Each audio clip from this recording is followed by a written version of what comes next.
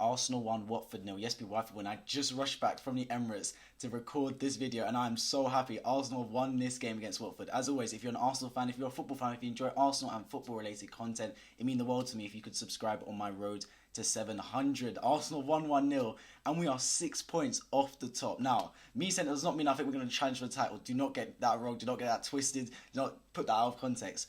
I'm just saying, after 11 games, we are 6 points off the top of the table.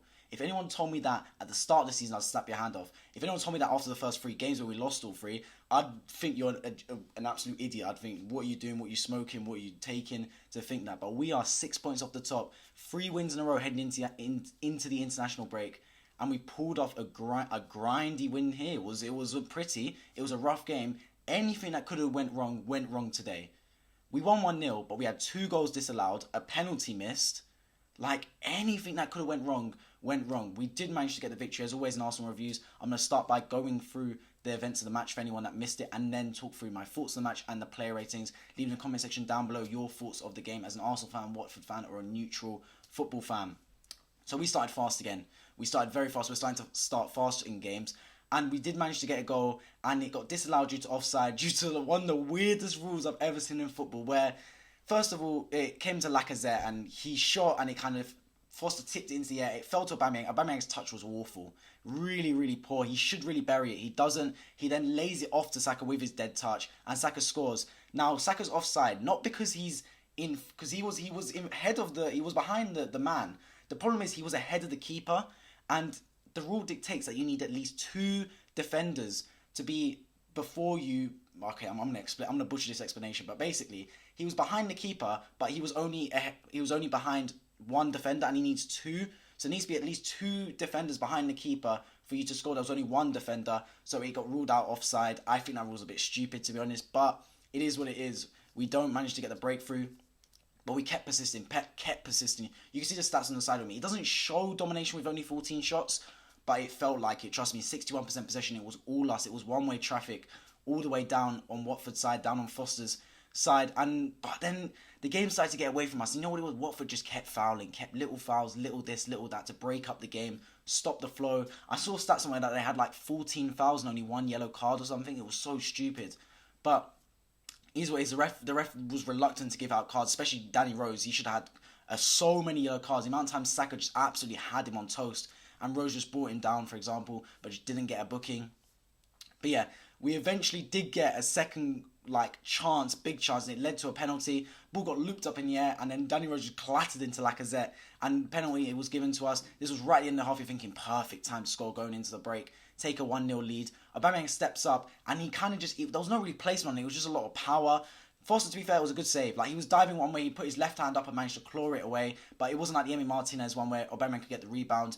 Foster secured it, and then that was 0-0 heading into half time, and I was thinking, like, don't be one of those games, man. Do not be one of those games where everything's against us. But then we came out in the second half, and we continued our pressure, and we eventually did get the goal. Ben White won it high up the pitch of a bit of a pinball, and it came to Emile Smith-Rowe, and he just side-footed it, deflected off the defender into the back of the net, and that was 1-0, and that was relief, because there was a bit of tension growing inside the Emirates. I was there, people thinking, we need to get a goal from somewhere, but we do eventually get it. And then after that, we continue knocking on the door, and then we do score again through Odegaard, but then Aubameyang just, if you lot have seen that clip of where Ronaldo scores a Rabona and then Nani taps it in, even though the ball's going in anyway. It wasn't a Rabona, don't get me wrong, but Odegaard is literally going in, Aubameyang just hits it for no reason. No reason to touch the ball other than just giving them the goal, basically, or disallowing the goal. Aubameyang was the reason we didn't score that second goal, plain and simple. He was offside when he touched it. He was desperate for a goal, didn't happen. So, fortunately, that didn't cost us, but that would have been 2-0, but it remained 1-0. And then after that, Watford started to take control. Like, we just retreated into our shell. We're like, Watford, you get the ball, bro. You do whatever you want with it. And they started to come on us, but we did manage to stand firm. A nervy moment with Ramsdale just completely missed the ball, and it was basically an open goal, but the geezer hit the side netting for Watford. And then eventually that guy got the red card. It was about time, man. He was on the pitch for so long. He eventually did get the red card. Kuka, whatever his name was, he got his second yellow. To be honest, a lot of them could have had second yellows and red cards, the amount of fouls they were giving away. But yeah, that was in the game. 1-0 to Arsenal, third successive victory. The stats between me, 14 shots, 6 on target, 61% possession. It was a dominant display, and we deserve more than 1-0. Our goal difference is on 0 right now, and when we win games, we win them really scrappily like this, like a 1-0, 2-1, etc. But when we lose games, we got battered by Man City. We kind of got battered by Brentford, not going to lie, and Chelsea demolished us. But yeah, it is what it is. We move. Going on to the player ratings now. Starting with Ramsdale and goal. Ramsdale had a decent game. I'll give him a 7. We didn't really have a lot to save. I only had one shot on target, and he had a nervy moment at the end. His distribution wasn't tested, but one thing I did like from Ramsdale is he was quick from goal kicks to release the ball. Leno takes a long time. He's very casual from goal kicks, just passing out slowly. Ramsdale's rapid with it, so that was really good. Tomiyasu had a good game. I'll give him an 8. He did foul the guy, unfortunately, and got a yellow card for it. But other than that, he was always winning headers, always won up the pitch. Really good game from Tomiyasu. Ben White also next to him had a great game. I'll give Ben White an 8. Progressing the ball and was basically the reason we scored one of those goals when he won the ball high up the pitch when he scored the Emile Smith-Rowe goal. Gabriel next to him an 8. Gabriel is looking like one of the best centre-backs in the Premier League. I'm saying it here and now. Gabriel is looking really, really good this season. Really good. He's looking comfortable on the ball, off the ball. Really, keep an eye on Gabriel. He's developing into a hell of a centre-back. Really good. Today, look, if I say this, I'm going to get saying, oh, I'm delusional or whatever. But he gave me comparisons of Van Dijk today. I'm not saying that. He's just going to think you're deluded or whatever. But from what I saw, it gave me shades of Van Dijk. I'm not saying he's Van Dijk. I'm saying he gives me shades of him. I drew parallels. Commanding. He almost scored as well from another set piece. So he's commanding in the air. He's just force. He's fast as well. He's looking like a really, really good centre-back this season. Tavares next time had a great game as well. I'll give Tavares 8. Or Gabriel I'll give a 9 to. Tavares an 8. He was always a threat. A couple of times he could actually been given the ball. He did get given the ball. His end product still needs a little bit of work, but he's getting into the areas and he's always a threat. Up and down. His stamina is OP, man. Bukayo Saka, for me, Bukayo had a great game. I'll give him a 9.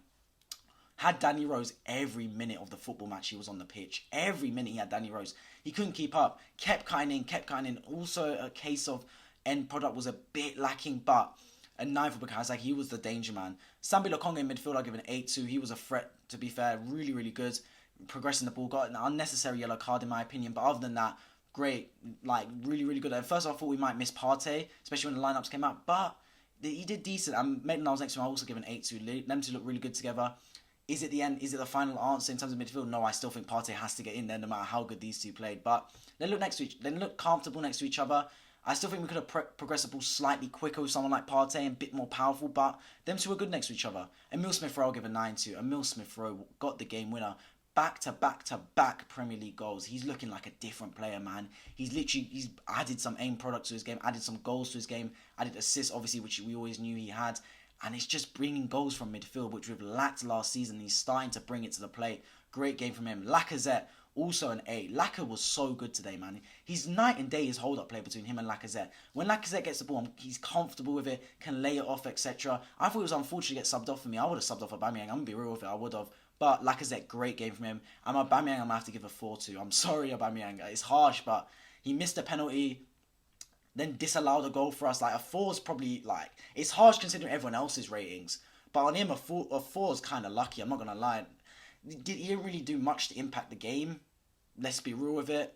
A couple of flicks that went wide. Aubameyang, it was a 4. It was poor from you. Lucky you didn't cost us, to be honest, because this would be a very, very different Arsenal reviews if we drop points this game, especially with what you did. But yeah, subs coming on. Odegaard had a decent game. I'll give him an 8. He scored disallowed by Aubameyang, but he did score and he looked decent. And he's always one of the first people to press. Mohamed El-Neni also looked decent. I'll give him a 7. Did his thing in midfield. And Martinelli, I can't even rate him. He was on the pitch. And when he was on the pitch, he just held the ball in the corner. So I'll give him a 6 for that. But yeah, that's been Arsenal beating Watford 1-0. Where do we go from here? We go to Anfield, boys. That is going to be a tough game. The Anfield test is upon us. Normally when we go to Anfield, our season just derails. So I'm hoping we can carry this momentum. It was so important we won these 3 games before the international break. Because now we're heading into that Liverpool game. 6 points off the top. Look, I'm not saying there's a chance of happening. I'm not saying there's even a slim chance of it happening. But if any way we bag a W at Anfield, boys, it's different, man. Having no Europe this season means we can make a push. We can make a real push. And look, winning a title is not our aim this season. Every Arsenal fan knows that. But that doesn't mean it isn't. That doesn't mean just because you're close there, you give up. If we can keep up with the title challenges, that should always be an aim. Even though our aim is not to win the title, our aim is never to drop points. So if we can just stay there indirectly, make a title challenge just by staying near to the top, that can be our aim, because as the fixtures come thick and fast and we're not playing European football, we've got a real chance of making progression up this Premier League table. But yeah, this has been Why Football. Hope you guys enjoyed this Arsenal match review of Arsenal beating Watford 1-0. I was at the Emirates Stadium and thought it was a great game. Let me know in the comment section down below your thoughts of the match as an Arsenal fan, Watford fan, or a neutral. And if you're new and if you enjoy Arsenal and football related content, please consider subscribing on my road to 700, and I'll catch you guys in the next video.